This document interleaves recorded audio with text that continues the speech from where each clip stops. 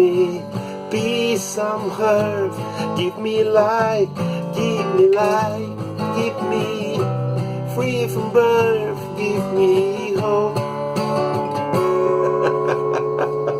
Olá pessoal, mais um vídeo aqui do canal Larry Beatles. Hoje, bom, antes de mais nada, likes pra gente subir esse canal aí, divulguem pros amigos bitomaníacos, não bitomaníacos, deem sugestões, deem palpites, né? Vamos seguir em frente com o Larry Beatles. Mais um vídeo aqui do Discografia Comentada dos Beatles. Pessoal, visitem a ginger3003.mercadoshops.com.br. Tem umas coleções pintando por lá nesses próximos dias aí dos Beatles, né? Muito legais, específicas para colecionadores, enfim. Um capinha, CD, mini LP aí, um material fantástico aí que está pintando. Aos poucos esse material vai entrar aí no site ginger3003.mercadoshops.com.br. Bom, hoje falando desta maravilha de disco, George Harrison, Living in the Material World, saiu logo depois do Red Rose Speedway do Paul, das coletâneas vermelha e azul dos Beatles, né? O George veio com esse disco aqui, né?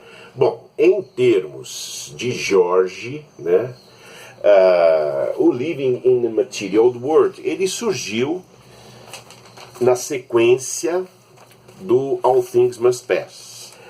O All Things Must Pass é uma obra-prima, músicas que o George compôs na época dos Beatles, né? Então, assim, pérolas, né? Pérolas, um grande disco, muito bem produzido pelo George e pelo Phil Spector, um pouco embaralhado lá na mixagem, né? Um pouco de eco, muitos instrumentos e tal, mas enfim, uma grande obra-prima, um dos melhores discos da carreira solo do George. Com isso, era natural que nós, os fãs e críticos e ouvintes do rock em geral, estavam curiosos para saber quando que o George ia voltar e fazer um novo disco, e se esse novo disco seguiria a trilha do All Things Must Pass, né, em termos de qualidade, né, e de canções fortes e tudo mais. Bem, aí que entra a polêmica. O George estava por cima até 1971. Ele fez lá o concerto para Bangladesh, o álbum triplo que saiu desse concerto também foi um disco muito bem vendido, muito bem elogiado. Quer dizer, o cara emplacou 2 álbuns triplos nas paradas de sucesso, nos primeiros lugares, né? Foi o responsável lá por um álbum histórico e por um movimento histórico, por um evento histórico importantíssimo para o rock, né? Então, gente, o George Harrison estava ali, ele começou os anos 70 como o Beatle mais bem sucedido em termos de notoriedade, né, de elogios da crítica e vendas de discos. Isso até deixou o John Lennon meio putinho ali, né? A gente vai fazer um vídeo especial sobre a treta que houve entre o John e o George ali de 71 para frente, enfim. Bom, o George passou o ano de 72 gravando o novo álbum dele. Ele sumiu da mídia, sumiu da imprensa, aparecia aqui e ali eventualmente. Particularmente ele seguiu lá na vida dele de meditações e de dedicação lá à filosofia Krishna dele. O casamento dele estava cada vez pior, se deteriorando a cada dia, a cada semana. Ele e a Pat, né? O Eric Clapton estava apaixonado pela Pat, o Clapton estava de fossa, estava super drogado, também estava mal. Quer dizer, era um clima assim muito pesado, mas o George Harrison parecia assim um pouco alheio a tudo isso, parecia, né? E ficou lá gravando as novas músicas dele, e quando o disco saiu, no dia 30 de maio de 1973, drogas na Inglaterra e nos Estados Unidos. No Brasil ele sairia, eu acho que em setembro, outubro de 73, né? E o pessoal então estava muito assim, com uma expectativa muito grande para saber como seria o novo álbum. Bom, o novo álbum, ou então novo álbum, Living in a Material World, é um disco excelente. Bom, aí já entra a minha opinião, né? Muitos críticos elogiaram, mas com o pé atrás, assim. Na visão dos críticos, o George Harrison tornou-se, vamos dizer assim, através das letras dele, um cara meio anacrônico. Ou seja, o George, ele não tinha mais as letras das músicas dele, tinham uma pegada filosófica interessante em muitos momentos, mas, por outro lado, soavam como uma tentativa de doutrinação forçada, entende? O George cantava muito, falava muito nas letras sobre a dedicação a Deus, a Krishna, pregava uma vida assim pura espiritualmente, embora isso, claro, fosse de uma contradição incrível, porque o George continuava usando drogas, o George continuava bebendo, o George continuava tendo casos com várias mulheres, ele forçou uma barra lá com a mulher do Ringo na época, Maureen, né? Pegou super mal. Ele respondeu cinicamente que havia sido um caso de incesto, aquilo lá, assim, meio que debochando da situação. O Ringo ficou super mal. Então era engraçado. O George Harrison, ele tinha essa pegada meio esquisita, contraditória. Por um lado, ele pregava a pureza espiritual, o distanciamento do mundo material. Nesse disco, a tônica da faixa título é uma crítica àqueles que vivem no mundo material. Ora, o George Harrison estava falando dele mesmo, né? Simplesmente isso. E uma contradição enorme. Parece que ele cantava essas músicas, vamos dizer, doutrinárias, como uma forma de se convencer, né?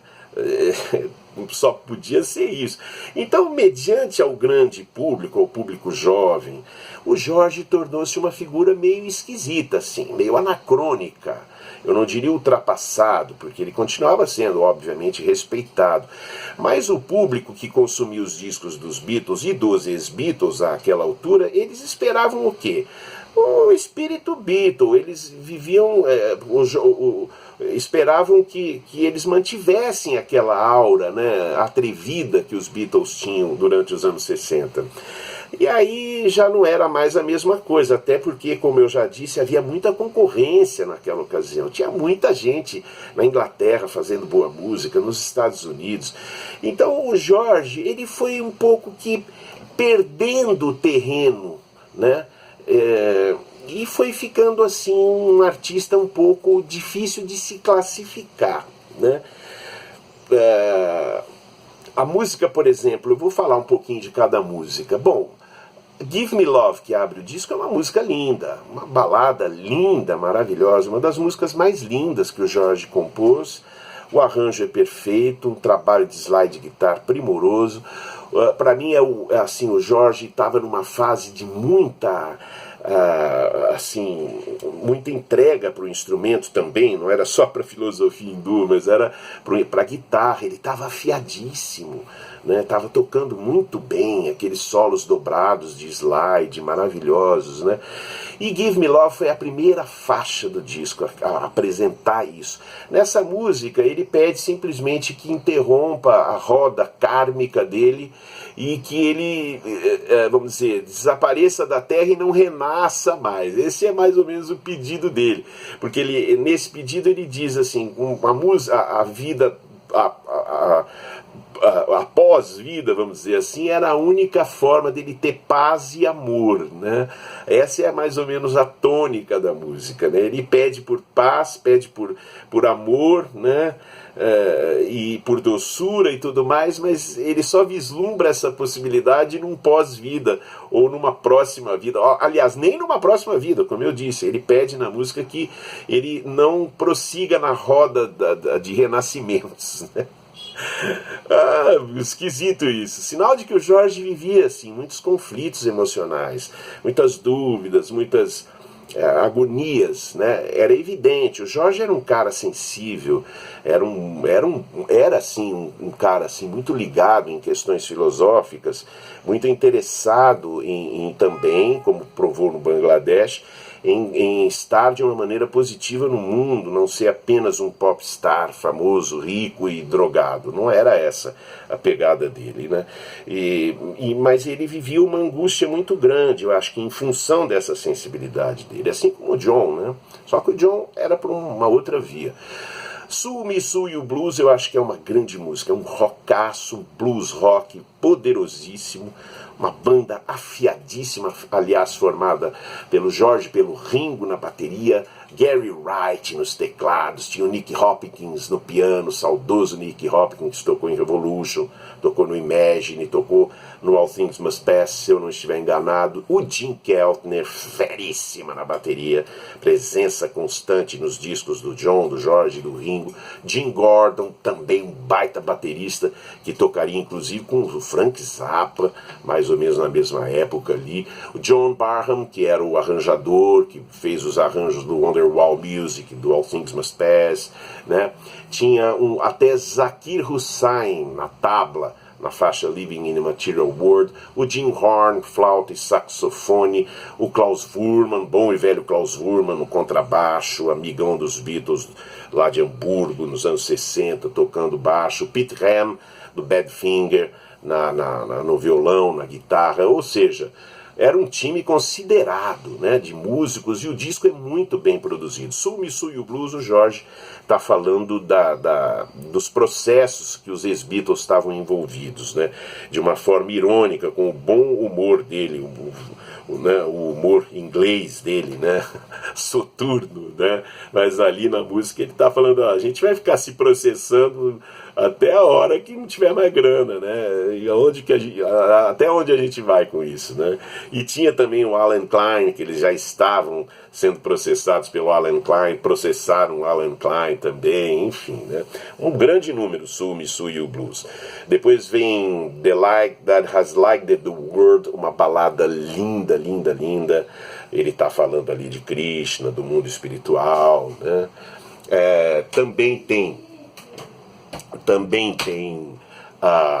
na sequência Don't Let Me Wait Too Long, uma música, um rock mais acelerado, com um trabalho de percussão que encantaria o Jeff Lynne naquela ocasião, da ELO, Electric Light Orchestra, que confessaria anos depois que se inspirou muito naquela faixa Don't Let Me Wait Too Long, para fazer o som da ELO também na época, começar a moldar o som da ELO, né? Uma baita música, Don't Let Me Wait Too Long, uma letra também ali que fala de amor, né? Mas assim, um amor romântico, né? Who Can See It, uma música também linda, uma balada, mas aí já é uma coisa bem mais melancólica, triste, ele está falando novamente do mundo espiritual. Living in a Material World é um baita rockão progressivo que fecha o lado 1 do disco, um solo maravilhoso do George Harrison, gente, de guitarra no final, tem a tabla lá do Zakir Hussain, né? Tem um solo de saxofone do Jim Horn, brilhante ali num dueto com a guitarra do George. Aí nessa letra ele fala que o John e o Paul viviam no mundo material, né? E aí está a crítica, o germe das críticas do George, né? Naquela ocasião. Todo mundo vivia no mundo material, ele não, ele estava buscando a paz dos mundos espirituais, né? Mas era uma contradição só, repito. E essa música é um grande clássico, né? O lado B se inicia com The Lord Loves the One, que é um rock também bem legal, que eu gosto muito, um trabalho de guitarra fantástico.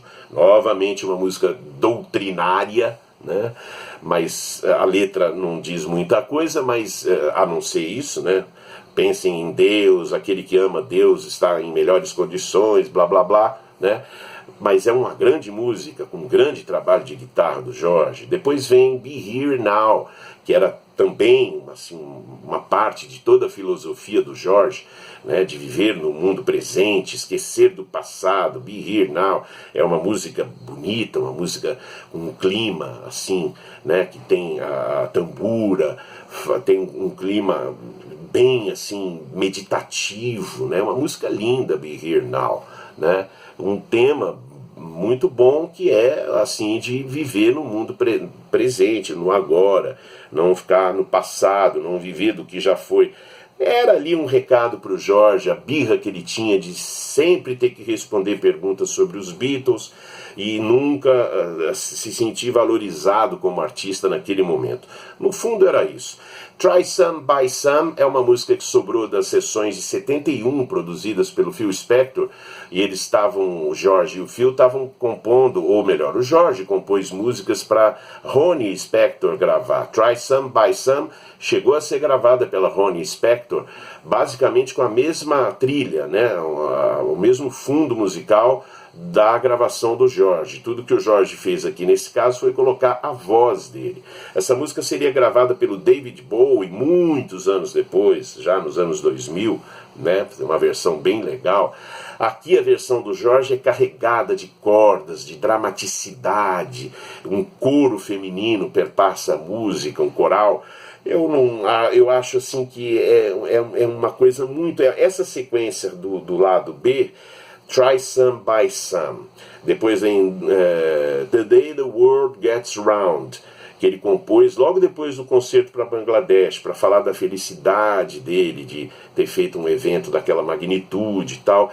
E That's All, que é a música que encerra o disco, que também é uma música romântica ali, de um amor romântico. Mas as três músicas eu acho que assim imprimem uma melancolia final, o que torna a audição dessas três músicas em sequência um pouco cansativas, assim. Você sente ali um peso, uma instrumentação, eu acho, meio over em termos de cordas, de dramaticidade, né? Eu acho que é o ponto do disco que soa assim mais dissonante em relação ao que estava sendo feito no rock de uma maneira geral naquela ocasião, né? O que realmente eu acho, não que as músicas sejam ruins, individualmente, ouvindo-as individualmente, elas são bem legais, são boas canções, né? Mostram o George afiado ali na capacidade dele de escrever melodias, mas os arranjos delas ficaram muito pesados, muito over, na minha opinião, o que estraga os últimos minutos de audição do disco como um todo, né?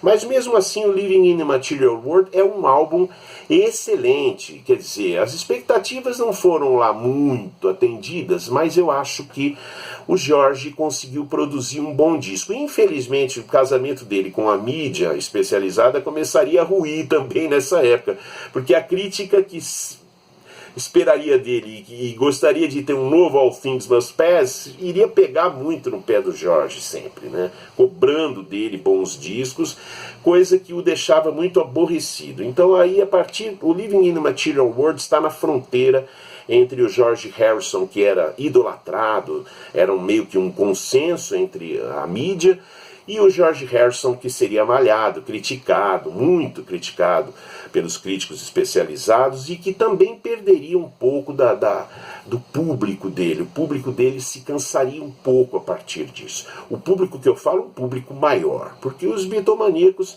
como eu, por exemplo, já naquela ocasião, eu ganhei o disco em 73, esse disco me traz lembranças muito boas daquela época, né? Continuariam comprando discos do George, claro, mas assim, em termos de estar nos primeiros lugares, realmente a partir daí a coisa seria diferente. Ainda assim, Give Me Love, o single com Miss O'Dell no lado B, uma música super engraçada, né? Um típico lado B, música despretensiosa. O Give Me Love atingiu os primeiros lugares das paradas de sucesso. Give Me Love é uma das músicas mais bem-sucedidas do George em termos de reconhecimento do público, de vendas, de singles, de execução em rádio, versões e tudo mais. É uma grande música para um grande álbum, tá? O resultado final eu considero o Living in the Material World como sendo um grande álbum. Bom, pessoal, eu vou ficando por aqui, agradeço a atenção de vocês por terem assistido até aqui este vídeo, sugestões, inscrições, likes. Domingo eu estou de volta com mais um vídeo dos nossos queridos Beatles. Valeu, gente!